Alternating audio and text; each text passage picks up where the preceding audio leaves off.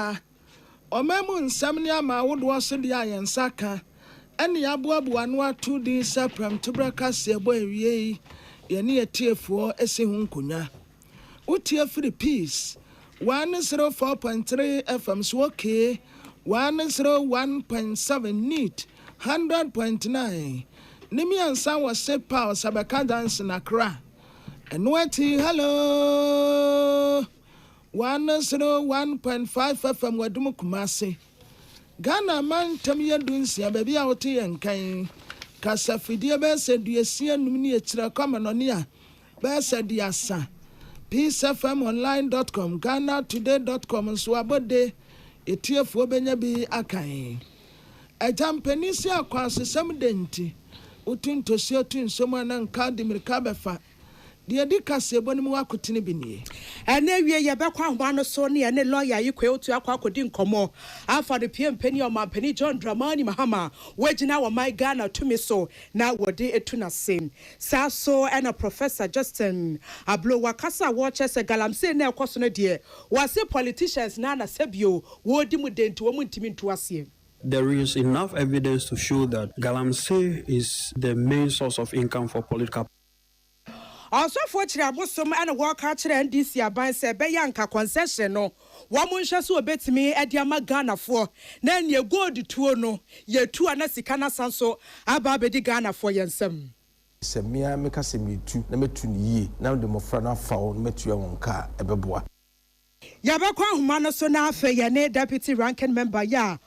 Share amnon ensem so committee no na nasa fueje akwa akodi nkomafa no deportees ya America deportees ya wa my Ghana si ekromu twetwe no ye bekwa akodi eho enkomom na Professor Isaac Buedi no wabi so amampani John Dramani Mahama se gold na yesi aton sika na yenya no wase yesi anka so pese wote ase Omai sika yenye free gold mu a free afinfiti ase ebesi June sika omai yensaka be 6 billion if gold mu Ghana buy and she share be 100 million Ghana cedis what yama said National Buffer Stock Company one share so a bit me at the a year juma and then we send pinaka where we sing konya ya desomo yam fast damani queen MTN atrasa isemo aba na wa wonko yisim no to America na onso kwaje wode and one say oba download my MTN app oba seamless enne said me koya da wurumane say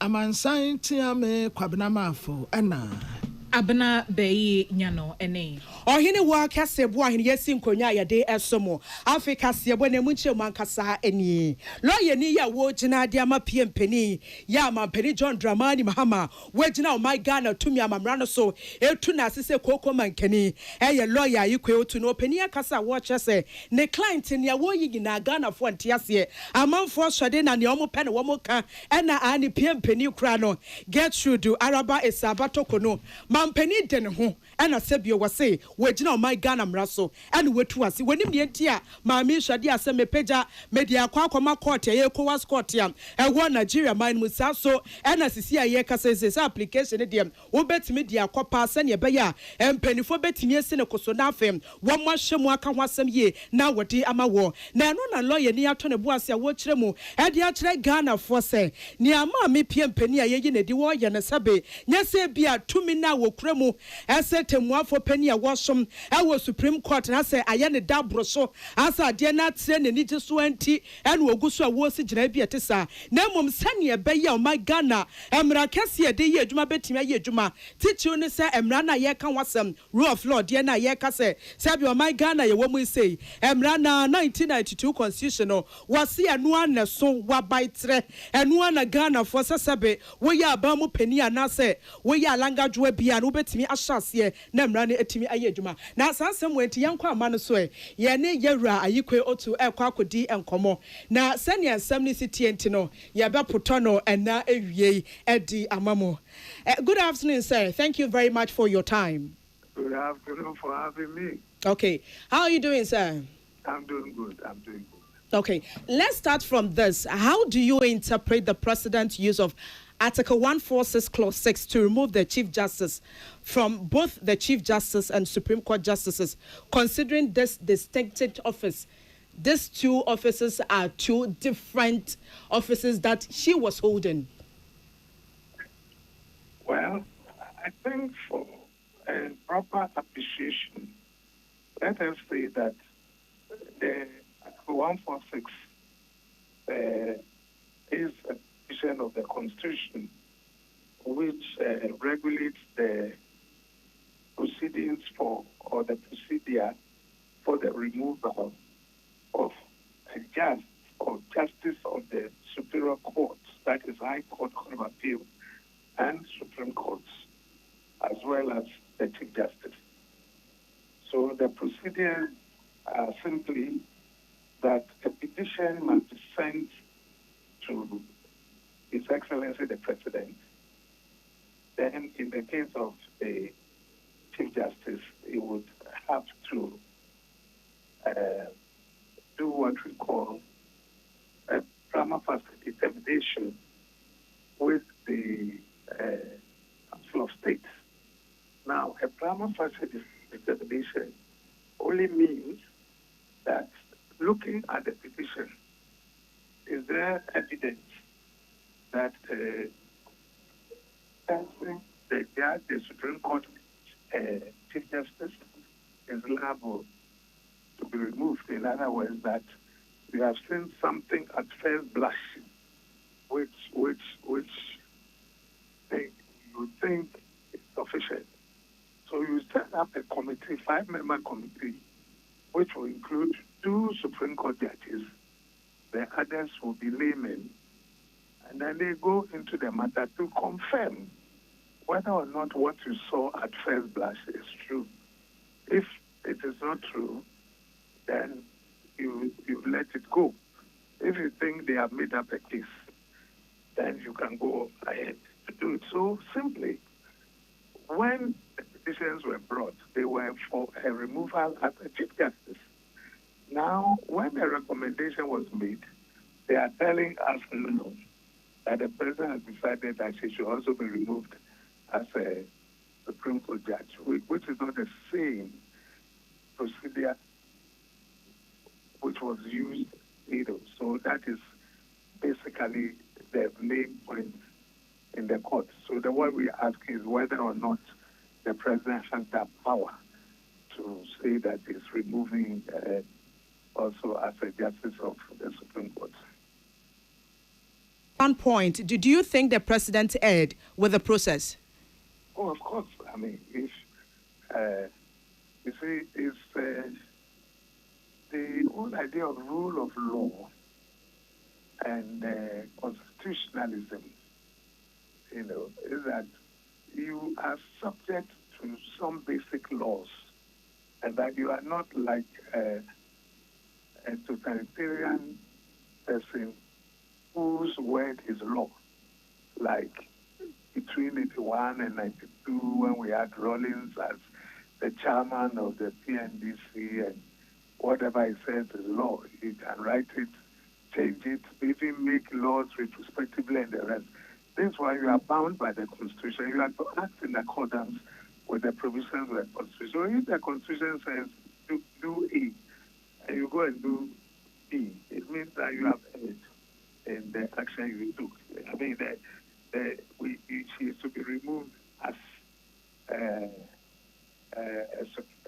Chief Justice, which is separate and distinct from a role as a Supreme Court judge. The ordinary Ghanaian know her main reason for fighting against or fighting for rule of law. We know that she has been sacked already. Yes, but you see, the laws of Ghana, and I'm sure you have this experience as a journalist. If somebody is removed wrongly, do you think the person can go to court and say that the removal was wrongful and therefore the removal should be set aside? You know cases where people have gone to court to say challenge their dismissal or removal, and the courts have said yes, it was wrong. You can put them back or pay them compensation for having acted wrongly towards them. So nothing stops you from, because this is a country of laws. And the law is you have a right to challenge any action, even of the president. If the president acts in the court against the provisions of the Constitution, you have every right to challenge the president in court. So nobody is stopped from going to court. Even the fact that she has been removed does not mean that she cannot go to court to challenge the basis of the removal. You ask yourself, as assuming you are head of a department where you work, and you are working with somebody, and you decide to transfer the person to another department section of your department, and then you're the owner of UTV or Peace FM comes to say that because what you have done amounts to a stated misbehavior, so I'm sacking you. Would that be okay? Would that sit well with you for transferring somebody? You have committed something called a stated misbehavior. Does this sit well with you, madam? If you have to travel and then you have a spending officer and you went to the spending officer and said, look, I'm a presenter of Peace FM. I've been asked to come and do a program in Canada. So how do I go? Am I entitled to some per diem or ticket? And they say, oh yes, you can travel on the business class, and we'll give you a per diem. And if you are going with your husband or any other person, we'll give that person half. And the auditors come, they raise issues, then your person explains to them that, look, they did nothing wrong. This is the policy. And then they go and never come back to raise the issue anymore. And then a committee goes to meet somewhere and say that although the Auditor General found nothing wrong for them, they think it is wrong. So they are using this to remove you. Now, as we speak, they told the president that they gave them 3 petitions to look at, that they had finished with only one, which they were bringing to him. The president will not wait for the other 2 petitions to be looked at. They have removed there already. And now, if they send you hearing notice, that come, and let's go into the other 2. Ask yourself, are they going to remove it the second time? Again, they go on and they remove it the third time. What is all this mess about? Now, you said you have given a report to the president. The president is failing to give the report to serve a copy, against the person that the report concerns. How do you expect that to prepare and go to? I mean, when you are doing all sorts of wrong things, you tell people before even you started that when you come, you are resetting judiciary and you cannot work with us. So by all means, you have to go. So what have you done? You just call some people to come and go and sit there, bring me some petition, and then I will say that something has happened. And based upon that, we try and remove her. It is not fair. She is not fighting that I should be Chief Justice by all means. She's saying that let's use the fairness of the process and just as I would do for my client or for anybody who comes before me, I want to say my say. And that too, should that be a problem? Today we are talking about somebody having petition in Yoko that he should even be arrested. When did we start doing these things? When did the head of an entity, a department, or yes, we had responsible for audit from what you are saying, a Ghanaian citizen, James Kofi Afedo, petitioned the Economic and Organized Crime Office to investigate your client. Yeah. That is what we are hearing now. That is this the way they now want to go? You have an audit report. The audit report has told you that there's nothing wrong with everything she did.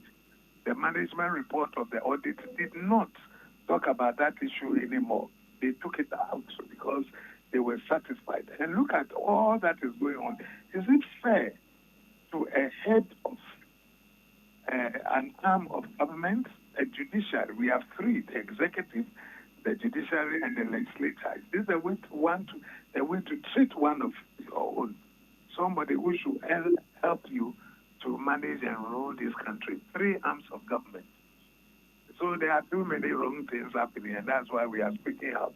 And we are saying journalists, everybody, the I mean, you go to court, the court will even told us once that because the matter is being heard in camera, therefore the court cannot hear it. Why? Whatever the person is complaining about, so long as we set up a committee, that committee is an administrative body, and the things that the committee does to that can always be challenged. Anyway, if you don't do things well, it can be challenging. But we have Article 296 and Article 23 of the Constitution, which holds the administrative bodies and administrative officials to book for whatever it is that they do. You can challenge them. There are so many of them. But look, if you remember the famous case where some students had their examination results cancelled without they being given a hearing, they sued Akan. They went to court. The court said, you heard. You should have heard from them. You don't just say that you are satisfied that they were copying each other and therefore you just, So any group of individuals who act in an administrative manner should know that they can be challenged if their decisions are not fair. Are you going to appeal this case? No, rather what we are doing is what we call the judicial review. You see, in law, we say that an appeal is a creature of statutes. So if the statute doesn't give you a right of appeal, you cannot appeal. But when it comes to judicial review, it's an inherent power in the superior courts that if something is happening in the lower courts or a lower adjudicating body or even an administrative body, you can always go to the High Court for redress, and that is by way of the judicial review. So what we are doing now at this stage is looking, filing judicial review applications. Do you see light at the end of the tunnel? Well, I don't know. In connection with this particular case, how you expect me to answer? My duty as a lawyer is to present a case. So if you don't have a case, in my view, I don't go. But if I see that you have a case, then I take it to court and leave it to the court to take a decision one way or the other. It's not for me to say that I am going to win a case. For example, this petition we spoke about, two of them, they are still pending, but the woman they has already been removed. Then she went to ECOWAS court. ECOWAS adjourned to rule on whether or not the suspension is proper, and before they could come back to deliver, because we're all in vacation. So we are now about to resume. They have already said that they have removed it. They have even gone further, notwithstanding that all these applications are pending. About 5 cases are pending in the Supreme Court and about 2 in the High Court. And yet they say we have nominated someone else to the office. Thank you very much, sir. My pleasure. Okay. Enti ebusua pani ene ne kodi nkomo wono eye lawyer ni awogina e dia ma PM pani ya ma pani agina o my God amra so na wode etu na konwa so ma me Gertrude Araba Isaba tokono ne lawyer ayikwe otu na yes akwama no so emra na na eguso aye ye ho adwuma nti ye ne private legal practitioner lawyer Kwame Adofo e kwa kodi nkomo petition fufuro yi emu odusa na ye boy homode pa say yensa betimi aka no ewie de emra ne say the law is the law, and I say ye can asem from ye gusua ye bo ye homode ye sanka nintino ma ye consent for so ye call and sem for so Diana Professor Austin D. Ablo our University of Ghana Department of Geography and Resource Development Akan esisu say galamse kunya kwa ye tare a ye diama ya amanyofo ntimi nkoma ni mfiri ho nyina ene say wasi amanyokuo ahodro waye manimu Womo wa bemu ni womo opposition yina galamse ne kwan yo mo fa so enyo musika sa no panyi eka wase enu nti na akwakoye den se ye betimi etususa edisunkunim ama yensa se ene ya tena ya ese no e betimi ejama niema bebre na adeda na akwan mu wase sa akwan yi so na yempanyufo dodo na efa so enyo musika nti galamse ko ne de beye den papa se yempanyufo ans so omadwen a ene na yenhunu se asase ne saya ne besai wode nsem yi etudwa abreye Ghana Academic and Research Network for eye omusith annual general meeting at University of Mines and Technology watakwa na wotre mu se obo ade de niema bebre adom ye na so sa niema na obo ade de adom ye no wo se boa yen nemo no kwan a ye befa so ama na boa ye ne ne asem no ekwan bebre wo hɔ no ma wo kyerɛ mu a efem agudie betimi atu a enkonko fan susu ansobɔne bi amrɛ ye na so na nsen de obia pese onya binti no koti kwan bia na omo fa so na omo etu efem agudie wo se enu nti ena ama galamsey kon na aye den sanse mpanyimfo dodo na eno ne kwan ye omo fa so enye sika de egu omo botom di won dwuma ye ntie nsɛm a wodi tu dwa. There is enough evidence to show that galamsey is the main source of income for political parties. So both the opposition and ruling government are not too keen on addressing the issue of galamsey at the scale that it is needed. So everybody critically is just dancing around the issues because of the fact that galamsey is financing the parties, and that is highly, highly problematic for us as a society. My advice for the government is to understand that whatever decision we take today has implications for tomorrow, and so we're dealing with illegal mining. We have to engage the miners, put them into cooperatives, regulate their activities, and ensure that they can continue to mine, but not illegally, but legally, and mine in ways that are sustainable. Opanyi esan edetwa subiemu se ebeyanka aban emfa eye abefo kwantempo aba AI sui nanka wonfa nko galamsey no esan se wade asrafo akọ ni nyina enye yie obia ba wade asrafo ne kokon galamsey nanso yenhunu ba bia eko entomo hunu ne se de abefo nimdi ahodo aba ebiti se AI a amanfo edidi won dwuma ma niema kọ anima omo no ebeya nka yen so yemfa saa kwan ne so saa na yemfa monitor yemfa endi niema achi se de ebeya won mo mutu fam agudie kwan bone so no yensa betimi aka won mo ne apekwan bi so esi omo kwan e wo sa adwuma na omo eye no se eba ne se betimi aboa pa ama galamsey kon no yetimi edisunkunim. Ghana cannot do without mining, and mining is very important to our economy and to our society. It is employing many young men and women. The problem is that we are currently mining as if there's no future. We are currently destroying our forest and water bodies. So we have to look at modern approaches to addressing the issues of illegal mining. The current issue of sending soldiers and military is not helping, it's not sustainable. And that is why we are proposing that there is the need for use of artificial intelligence with existing monitoring system to be able to address the issues of illegal mining. Artificial intelligence gives us the opportunity to address issues of illegal movement of equipment, entry into forest reserve and water bodies at a much larger scale. Eni ayetie Professor Austin D. Ablo or University of Ghana Department of Geography and Resource Development. No kasewie ye no and Professor Solomon Nunu wano eno ko jinemu ema omo vice chancellor wo UMAT Professor Richard K. Amankwa na wakwasafa eniema hodo a UMAT fo eba ne se omode ntete ema adesuafo wo fam agudie tuo fangwa yetuo kwan omo fa so ye no wode hintremu eto yenim.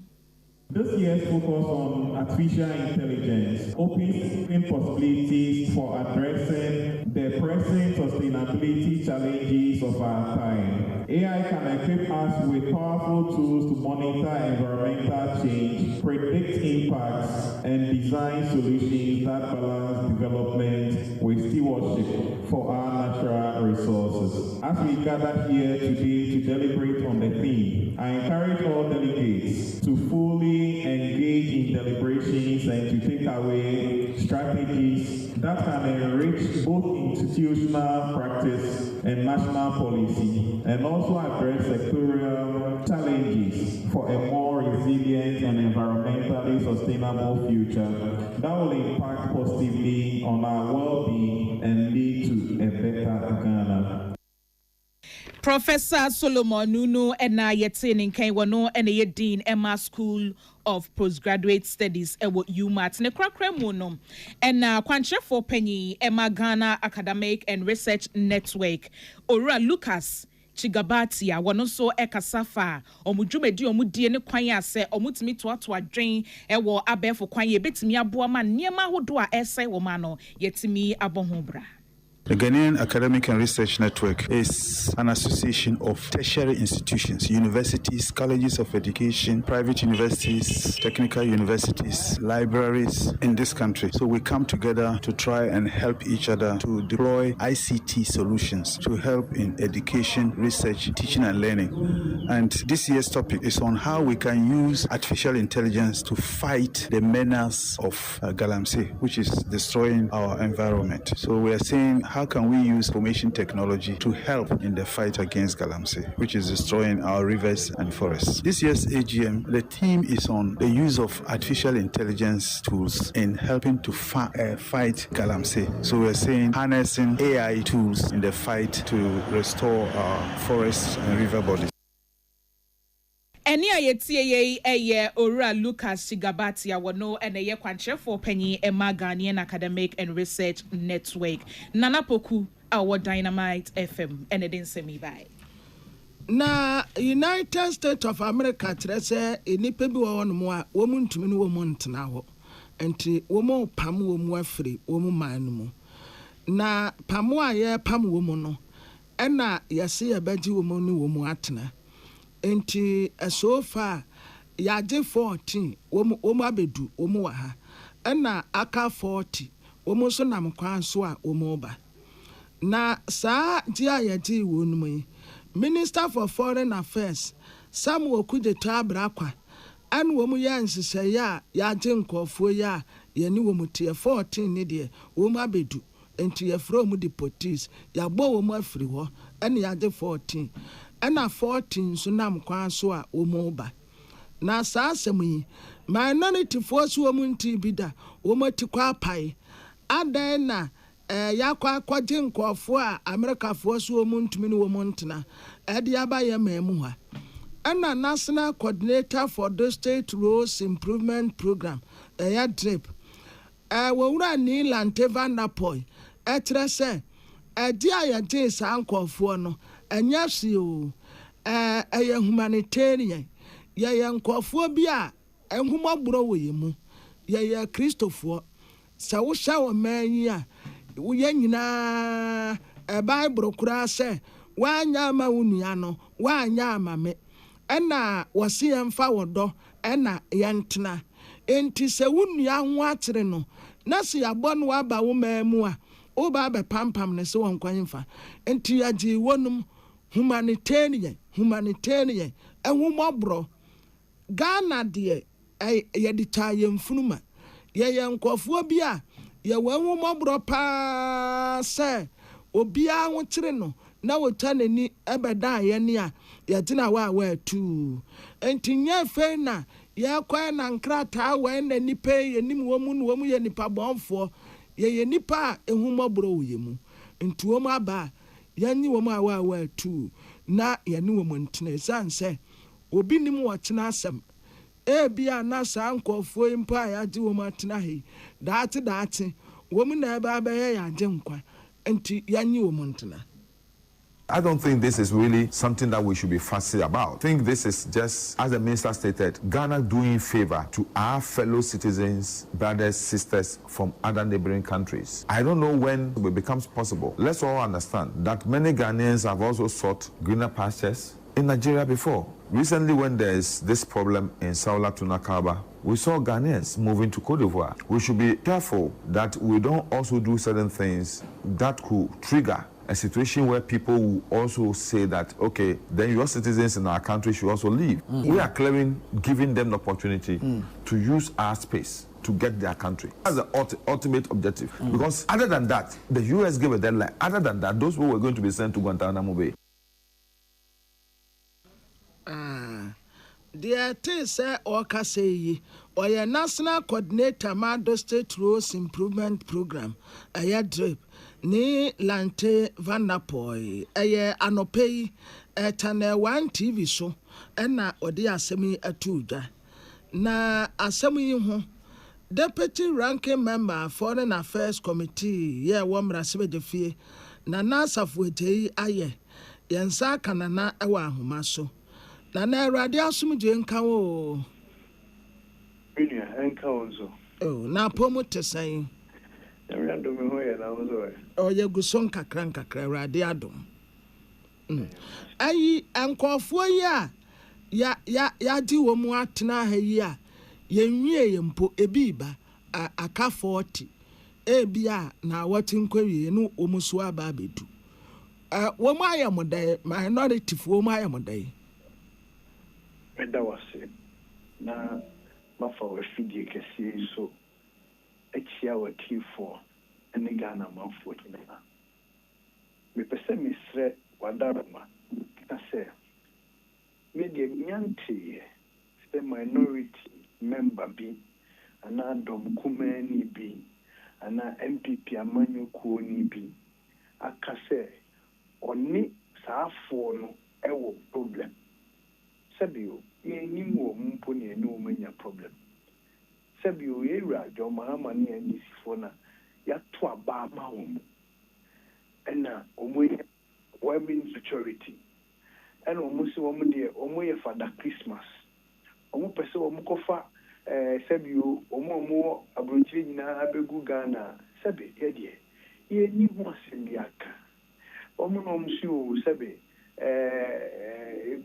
Kwame Nkrumah said the independence of Ghana is not complete unless it is linked to the total liberation of Africa. You perceive Africa shining star. You need no problem. Yes, more Kenya as minority ni say.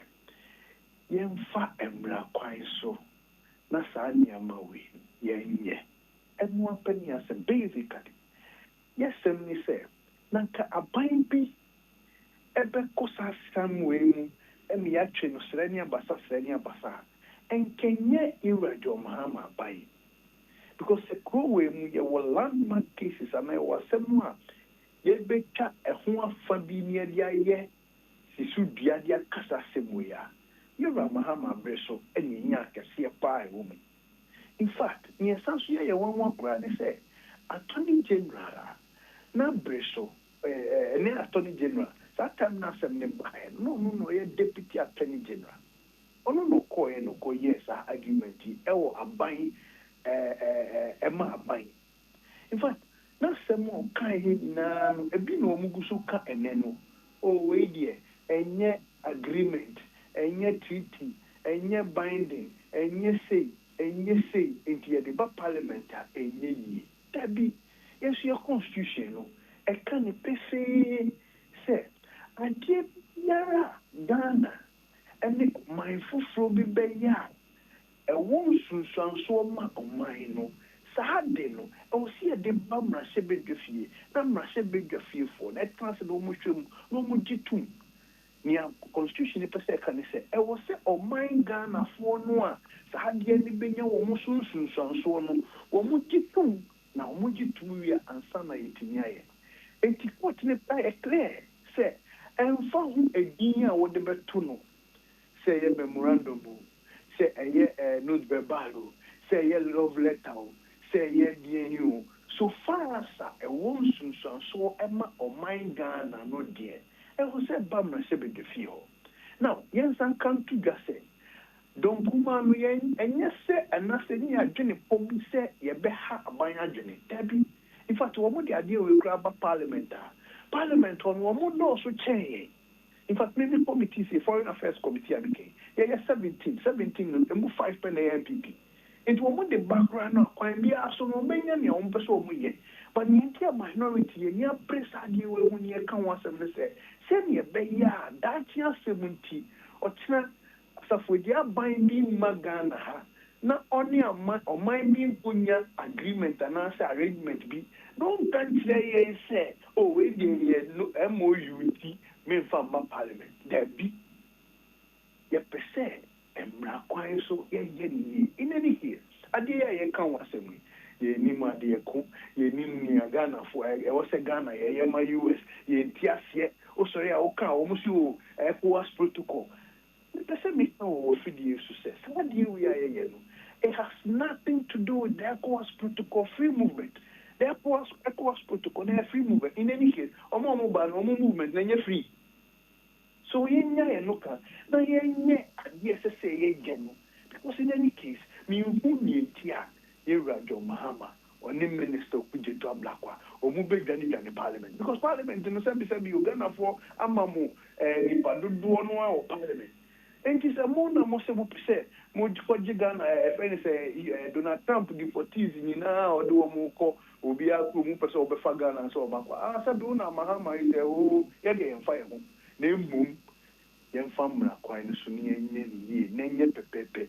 Na ochire ayensem na ho na ochire aban foforo bi nso ba wan ko hyehyehye din bi eti ankoye ne sesoye eno ne minority asem esia egirengu ebium yese enkofo ya o mo background seb ye nim se ti sen se ye dien ye nim ho machi so di ade ne ba parliament dia ene ma se be da fo no betimi adoso semnimu apansan semnimu no mehu asam kaye whether it has whatever security implication the obligation we will come so that yes ebehu hu bi entino yeti pompa yesene na wo ka wasem no yes me say omunye no fansem no yeni US arrangement omunfa famra constitutional Ghana parliament no intimi rectify again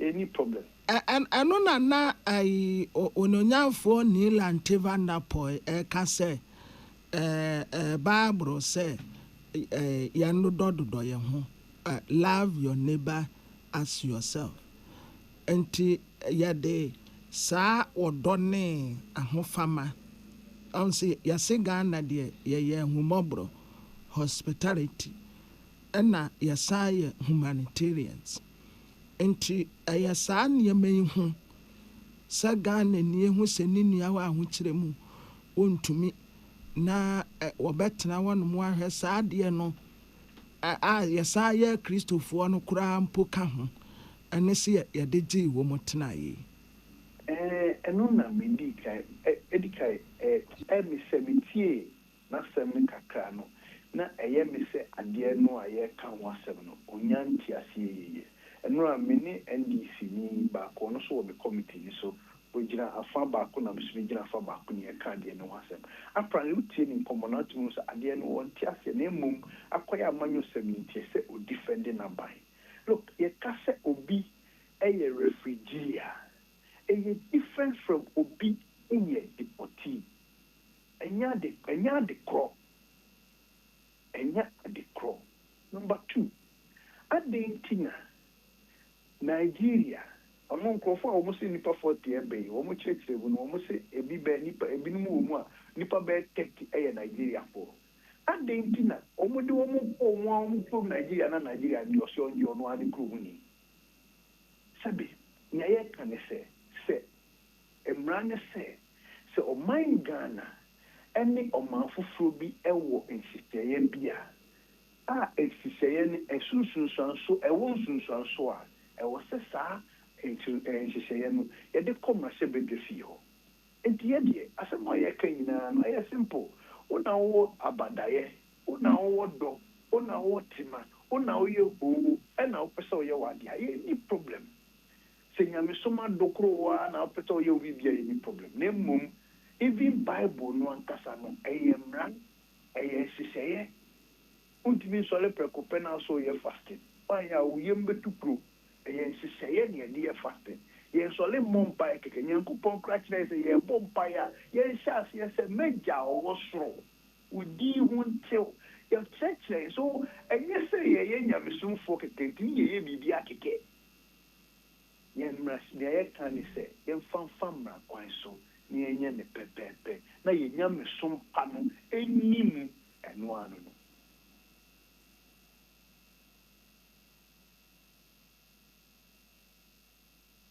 so na mkwan so ba ye be ye dey ye de minority ye kan ye se ebe ya enko mu twentwen so na o mu fa chata sem no emra parliament se ni amra ne se no se o mu fa amra parliament o mu di bedu parliament a ye be hwe ho asem aka ye wi a o mu timi to aso na se omunya nyese ne so mu ye de ye tufu se omuntu aso no mu ma omumra. In any case, yeah, campaign aban baye. Ni omama ya ti ase ni se aban de o ye listening government. Aban de o ka asem a otie. Eti yenso minority o didi se ye ka asem aban no betie.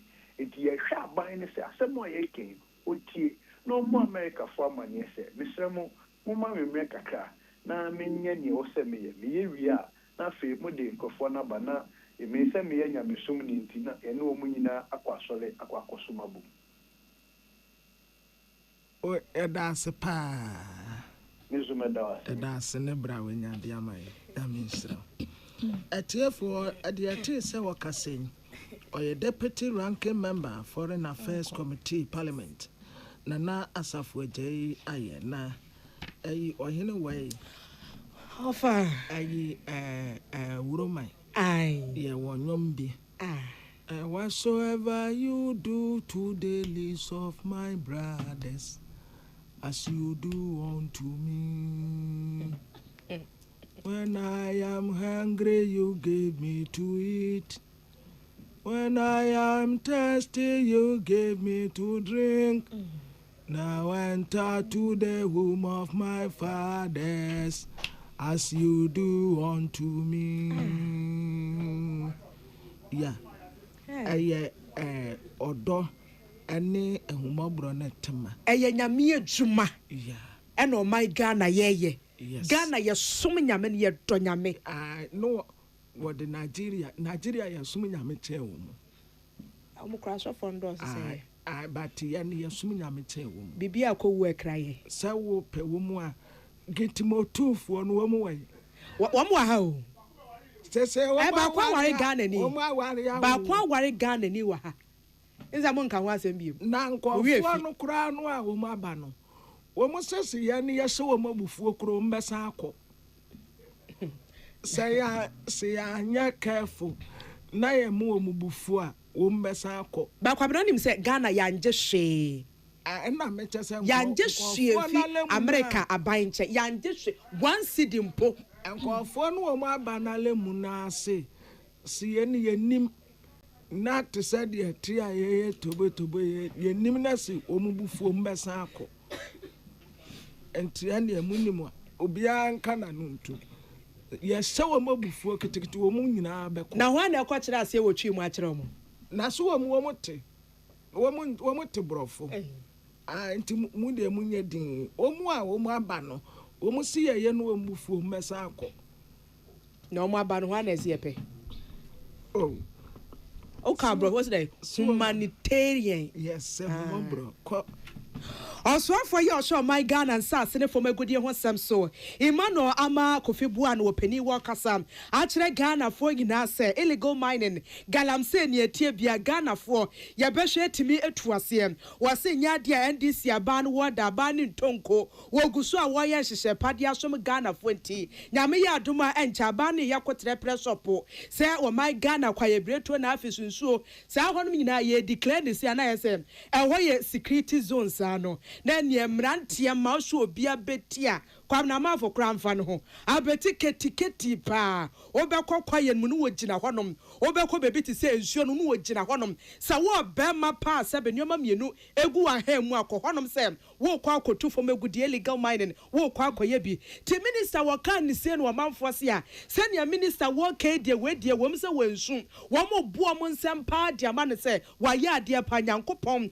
twedi ampon basaya dom enu oguso a wo so ne sada ye papa wo ya wo ka asem ye di akire Ghana form enti peace kasie boy ye tini same and Abdullahi Dasmani say se ne minister wo kediem ato amanfo asum pass NDC aban agye ginem se galamse betu asem na momo ye si na ko nipa na ni koto nanim aye pani ya wabene ye wobambo mu nsem Franklin Leonard and anu oni opani di nkomo se asema minister kani na wo pani wo gene sen wo se a wanu kra de minister wo bona baso chese minister nkuntunu ho no mo na baso wo bona baso yesi ase nienti a wo ka we nyina ne se wasisi ase wo my Ghana kwa ye bretuo no aseyo asɛ papa wobɛkɔ no onyonko pa chamfan any excavators in would sim chess and found se koko no wadua and found se bayire no wadua wo bedwiri nyina de go from nia wo hwehwa ye godu wo kɔ yensuo no so kra wo de chess wo ma se no portofes no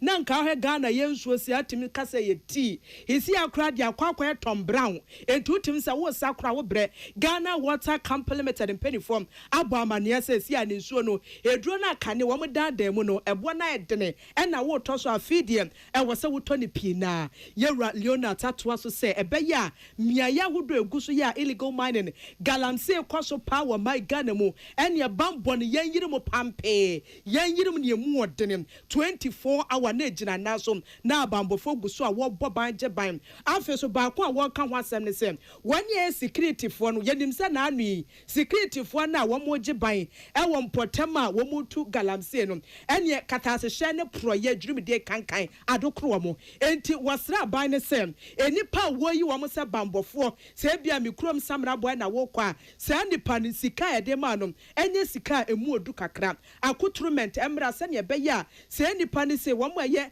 galamseyers ne ba no wo mo sika bia won ka se sika ne ede ma na ba ne de sha enti wo kwa akwaje ena afeso aban wonye ne se dame officers no brano wo hono mu a gagantwale di kopium hello FM ebia pious bra ebia kra FM asimesi bra munya ne sa yentutu nsisi wase ya ne se betimi aboa ema galamsey no yetimi etuase been a few reports say before some of them were compromised. It was still going on. And if the government is really determined that this time around, obi twasi and say obi timi puti embargo on forest reserve, I think it's in the right direction. But free the total amount of capital and logistics on being because then daily patrol or daily visitation, the cost of overheads is going to be more. Into what is going to be the nearest phase on the setting up at the same time, people 24 hours, by before the same time, before you don't Akadia Benny Binya the amount, and at the same time, so you be to make sure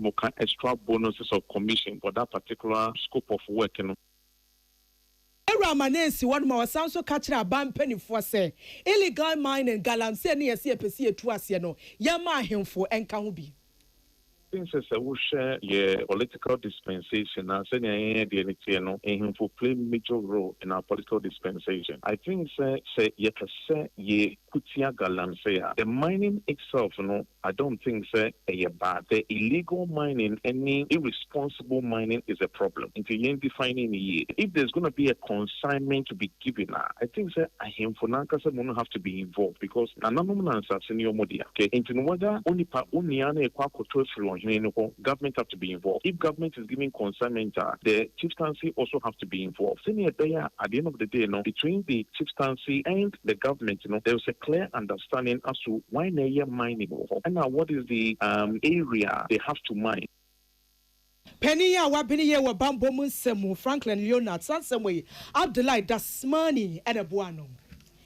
Na galamsey ho sensem kroya na omanfo bebre na no gusua edemu omutre mu sese ne de ne kono mu ente ase ye ko anase ye ne den na ebi mu tremu a omonte ase ne enti a aban no abra na wo petumi wonu kroya kan se me ba galamsey me declare as a state of emergency na so say aban so declare as a state of emergency a enye yi enti ama ensem ne dia kwakoye bibia wo honom ukopie mu ewo kwanyako water plant say no ya shut ne down esan say honom nsensem no susu bebre ensuo no kwan a ye betimi kura adane daniani no enura ye de begum nyina akwakode bibia wo ho ese wuko emfinfin mantemu a emiamia bi te se ewutu efutu senya esikuma odoben brakwa eni gomu apotem ho nyina da ensuo ho ayeden amanfo onye ensuo nom emfa nyom adwuma when enam so ama panyi kofa bai ene kandinia live assembly worship center wadano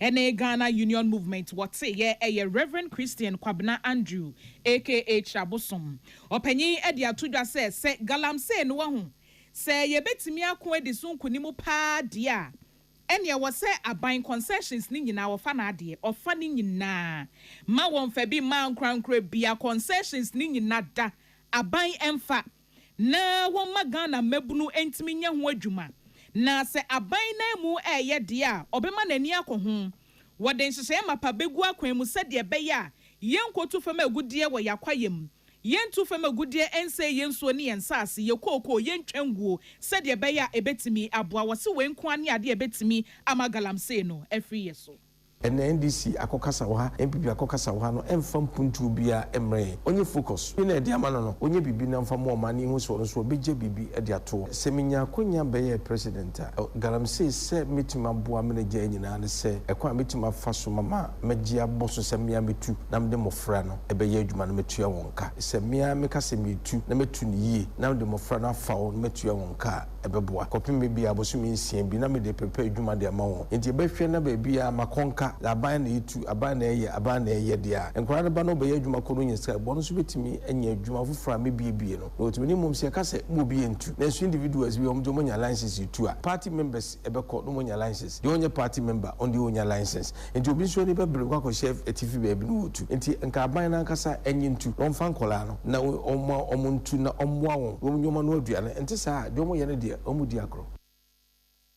na sofu chiabosom esan de to asubiem se na nsen social media sene enkomhye huhuhu wo fa baby a yesese wo se adoso dodo kosi fear and panic ebe ya asade no omunyai me hu se nkom hye dodo na ebe nyina eye wi a omononom ene mo hye nkom wo se omom wi ne be ka kire wa onum wi a na wadwene no na ye high bibia piefi wa no na wo na no kra de om se 23 24 for nei ohwimbre ebeba adon de day no ye hwe yesu bibia sensi nkom hye dodo na om di hye nyina ye fi omadwene mu enti emmem ene we bewu ekira we bewu omo hye nkom a etumi ka se ya hye nkom se ebeboa ma oman na tumpon na nipa enkoso ho nkom hye da bi o da bia no ye atorenche ma ebetu nipa ho komhye no mo hye na abribia so mo hye wie nso a anu de dey no o ya na ma hye da makwa da ho si anye ho bibia ena me di no ma begu kwa bi si enti me se Ghana for se onyankopon de asofo ba se yemra emeboa nipa wanka se yemeka nipa tri enhya mane mu enti se obi ni tumi obetimi di aboa nipa bia onkana no ntum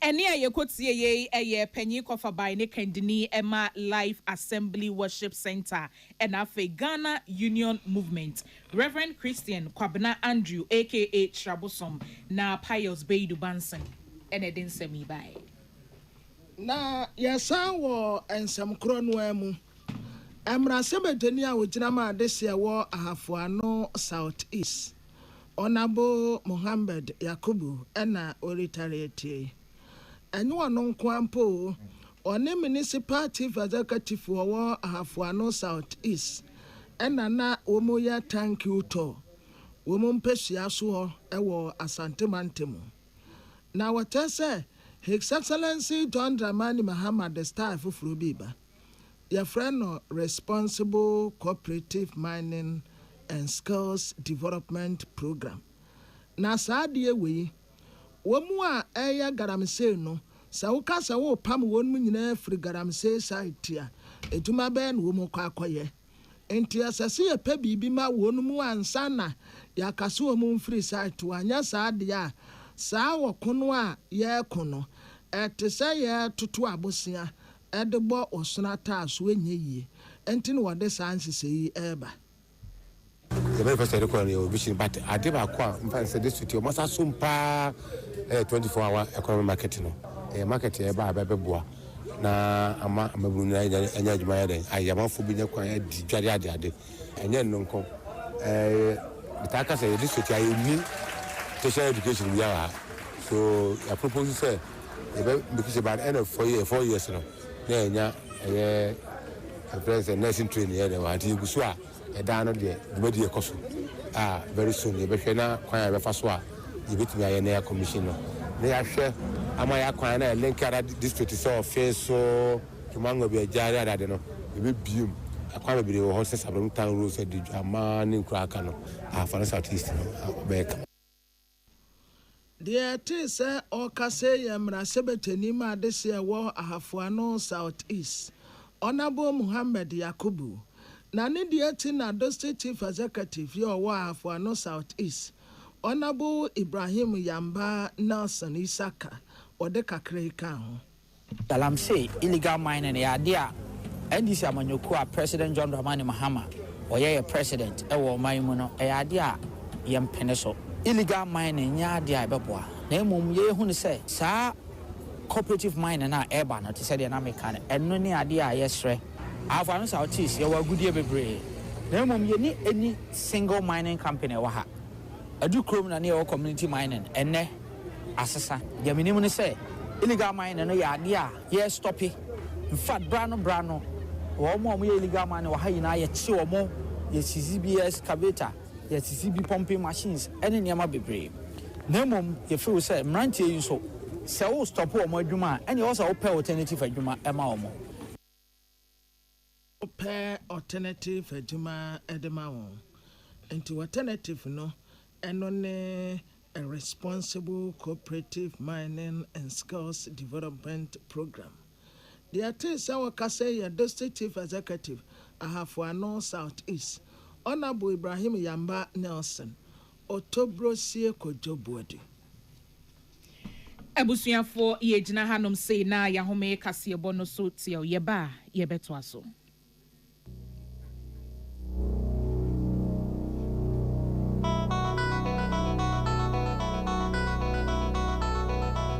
The luckiest everywhere for everyone. Afi beye de mentin kakekeo minni mankasa efi say the luckiest season 3 asayaba.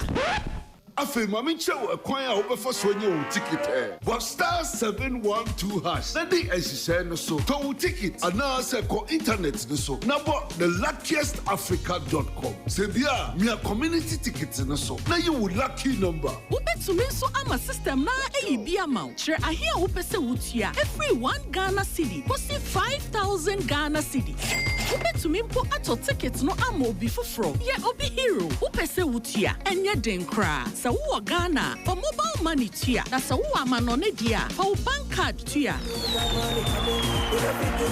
ticket baako ebo sika no ho empay ahanum 500 times we ye massa ye pay there will community de benyanso betimi aye emoho edu 10 times inti yen kambom na yen lucky na lucky bebia shawo hoso enye ma wona wondi infiedu watching luckiest jumedie yi enele imrata chire wo Caritas lottery platform no so wakoma ho hyehyew ana ebo periperi de broni kan hardware no a ede na sese wo ye na se wo yam so atim so wo be pekina farmer Martin's liver salt akira kwan entem ahwie nsu agu glass mo ate Martin's liver salt no ba kwa no na wo de agum wo be hu se ehuru wa glass ni mu na wanom Martin's liver salt ye won orange flavor ana ba ko so ye plain wonumu a ho beto nemum edi na anu na ho ntowo a ko hu doctor the luckiest luckies everywhere for everyone, yeah. The luckiest everywhere for everyone, yeah. Money we define every day and night. Mama, dada keep on hustling for the family. The luckiest. Dial star 712 hash. You can win some cash. You can be the luckiest with 1 cedi. Luckiest with 5,000. The luckiest in teacher, doctor, market woman. You can be the luckiest. Oh, the luckiest. Luckiest everywhere for everyone. Yeah, the luckiest. The luckiest. Luckiest everywhere for everyone. Star 712 hash. Luckiest everywhere. Luckiest everywhere. Oh, tell me how you feeling lucky. Because I'm feeling lucky. Because I'm feeling like the ultimate. That we go win. If I win it, you win. You could be the luckiest. Say Siage, a Jumani move big. Contracts so cost so big. If you Abraham, if you see the DPS pipes, a bird Jumano. No complaints, no excuses. Smiles in Kwa. Enti contractors, plumbers, adensifoɔ ɛne obiara a wosi dan. DPS pipes connected better, no leakages. Sign chapa. Sɛ wopɛ PVC pipes, HDPE pipes, PPR pipes, DPSO. Ɛsan so yɛ correct ma project bia. Fresh ACR 0543 662 727. Pomechira Kwan was Sprintex Road, Coca-Cola Chiriwa. DPS pipes connecting you to life. Tune it in, turn it up, Peace FM, and rip off the knob. Yama yetiefo nyina akwaba kasebo no esi. Amansan tia me kwabena mafo ena. Abna beyi nyano ene. Ohene wa kasebo ohene. Na ohene wei. Ofa. Ena ye mesofo bi. Odama kuma so pa. Mensi from kura wasa ya me godfather. Amen. One way bishop awada International Christian Life Cathedral. Ewo Cape Coast. Life Cathedral ena yetai edefreno. Yefreno Bishop Isaac Buadu. Bishop Isaac Buadu. Oko Cape Coast one. Waye sofu penia ya respect no pa. Ena asofu juma no nso oye ni ye. Se nyame nwosra wane so. Ahode ne wane so. Yes. Na ejuma wo ye ne akra wo twe. Yes. Edi ama safurade no. Se medenet na ha. Na me kana semu a. Let us say me nipa me kana semu. Sa Oye September born. Sa me so me September born. Enti na mo ye special no. Yes. Mo ye so special. Yes. So unique. Your friend Bishop Isaac Buadu. Wonu no hu daachi asem no kanene na nyenye papa no wetwitwem otu fuso a okan no kre opa totwene na wa obehu say yes okan no kre. Daddy, happy birthday. Yeah, International Christian Life Cathedral apa radin sraw oma won kwatente ahoden wom. Amen. Na baby a wo pesa wo de awrade adwuma kosi no ye ne saa pepepe. Yedasi yedone pa sadia wesi ataya tia erade nsra. Amen. Na ayi mame nasi ana ubi and ya end it is a odasi cause na my sister Gladys Paxson did the birthday but end me the best fridge mu what the say or the Gladys Paxson say me the Hannah Paxson no one also the Gladys Paxson yeah unse fans of years in yen Paxson, the Paxson family. Paxson. I'm a Hannah Paxson. No, she a Gladys Paxson. Oh, okay. And your hina one day at the Metrobi. Oh, okay. And a pious baby Banson. Mensu ya the Metro. Malia Empire. Mansa Musa. Oh, okay. Ya the Metro no. Okay. Maya sa wono daati. Amen. Wono na wiase nyina no wo sika pa. Obi ma nanim no obi abanachi. Sa. No or the Mansa Musa. And who the Mansa? The Malian Empire. Ayetaso. MTN for say ye nyina yemra isem. Na wo ba isem a ebeya simple ama say we are won ya na mete payira eye isem o download my MTN app a obekwa seamless ende ebusiafo say adime koya da roma ya da mase ama monitie me mind koso woni 100.9 Romeo betna say ewo KFM entebia na sports for no adi wo mu akonya entertainment nso ewo ho ya mamo monitor Peace FM. Ma, usaka onioma nana. Anio,